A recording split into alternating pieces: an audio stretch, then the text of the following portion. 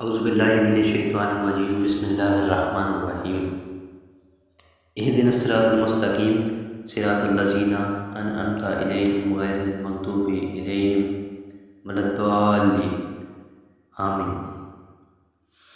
اللہ تعالیٰ کی ذات و صفات کی معرفت کے بعد اس کی عبادت اور حقیقی مددگار ہونے کا ذکر کیا گیا، اور اب یہاں سے ایک دعا سکھائی جا رہی ہے کہ بندہ یوں عرض کرے، اے اللہ تو نے اپنی توفیق سے ہمیں سیدھا رستہ دکھا دیا، اب ہماری اس رستے کی طرف ہدایت میں اضافہ فرما اور ہمیں اس پر ثابت قدم رکھ۔ صراط مستقیم سے مراد عقائد کا سیدھا رستہ ہے جس پر انبیاء کرام چلے، یا اس سے مراد اسلام کا سیدھا رستہ ہے جس پر صحابہ کرام، بزرگان دین اور اولیاء چلے، جیسا کہ اگلی آیت میں بھی موجود ہے کہ یہ رستہ اہل سنت کا ہے، کہ آج تک اولیاء کرام صرف اسی مسلک اہل سنت میں گزرے ہیں اور اللہ نے انہی کے راستے پر چلنے اور انہی کے ساتھ ہونے کا فرمایا ہے۔ اللہ تعالیٰ نے قرآن مجید میں سورۃ التوبہ آیت نمبر 119 میں ارشاد فرمایا، اے ایمان والو اللہ سے ڈرو اور سچوں کے ساتھ ہو جاؤ۔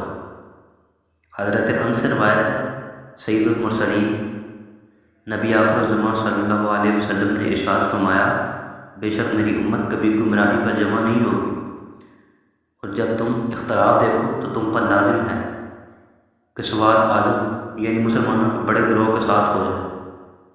حضرت عبداللہ بن عمرو رضی اللہ تعالیٰ عنہ سے روایت ہے، نبی اکرم صلی اللہ علیہ وآلہ وسلم نے ارشاد فرمایا، بنی اسرائیل 72 فرقوں میں تقسیم ہو چکے تھے، میری امت 73 فرقوں میں تقسیم ہو جائے گی، ان میں سے ایک کے علاوہ سب جہنم میں جائیں گے۔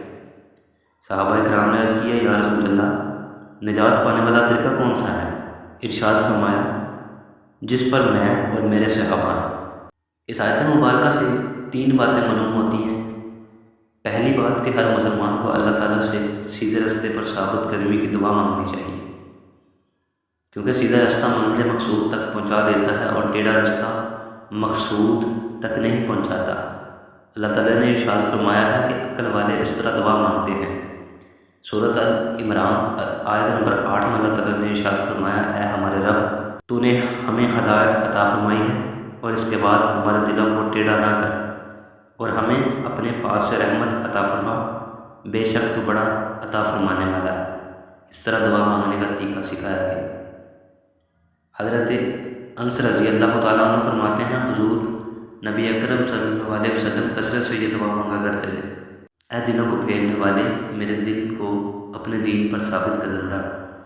تو میں نے عرض کی، یا رسول اللہ ہم آپ پر اور جو کچھ آپ لائے ہیں اس پر ایمان رکھتے ہیں، تو کیا آپ کو ہمارے بارے میں کوئی خوف ہے؟ رسول صلی اللہ علیہ وسلم نے ارشاد فرمایا، ہاں بے شک دل اللہ تعالیٰ کی انگلیوں میں سے 2 انگلیوں کے درمیان ہے، وہ جسے چاہتا ہے انہیں پھیر دیتا ہے۔ عبادت کرنے کے بعد بندے کو دعا میں مشغول ہونا چاہیے، صرف اپنے لیے دعا نہیں مانگنی چاہیے بلکہ سب مسلمانوں کے لیے دعا مانگنی چاہیے۔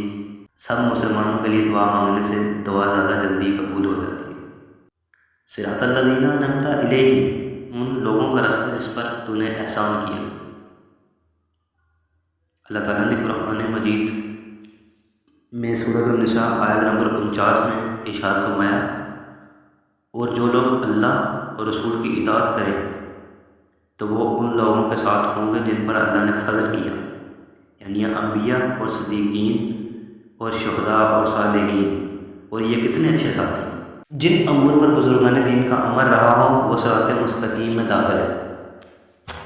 امام فخر الدین رازی رحمۃ اللہ تعالیٰ علیہ فرماتے ہیں، بعض مفسرین نے فرمایا کہ اہدنا الصراط المستقیم کے بعد صراط الذین انعمت علیہم کو ذکر کرنا اس بات کی دلیل ہے کہ مرید ہدایت اور مکاشفہ کے مقامات تک اسی صورت پہنچ سکتا ہے جب وہ کسی ایسے کامل پیر کی پیروی کرے جو درست راستے کی طرف اس کی رہنمائی کرے، غلطیوں اور گمراہیوں کی جگہوں سے اسے بچائے، کیونکہ اکثر لوگوں پر نقص غالب اور ان کی عقلیں حق کو سمجھنے، صحیح اور غلط میں امتیاز کرنے سے قاصر ہے۔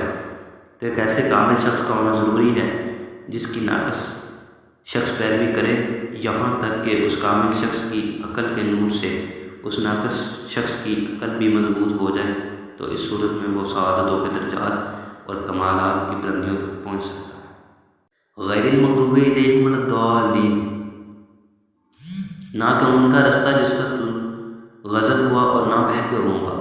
جن پر اللہ تعالیٰ کا غضب ہوا ان سے مراد یہودی ہیں، اور جبکہ بہکے ہوں سے مراد عیسائی ہیں۔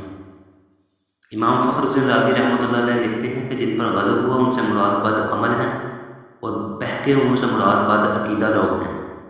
ہر مسلمان کو چاہیے کہ وہ عقائد، اعمال، سیرت، صورت ہر اعتبار سے یہودیوں، عیسائیوں اور تمام کافروں سے الگ رہے، نہ ان کے طور طریقے اپنائیں اور نہ ہی ان کے رسم و رواج اور فیشن اختیار کریں، اور ان کی دوستیوں اور صحبتوں سے دور رہتے ہوئے اپنے آپ کو قرآن و سنت کے سانچے میں ڈالنے میں ہی اپنے لیے دونوں جہانوں کی سعادت تصور کریں۔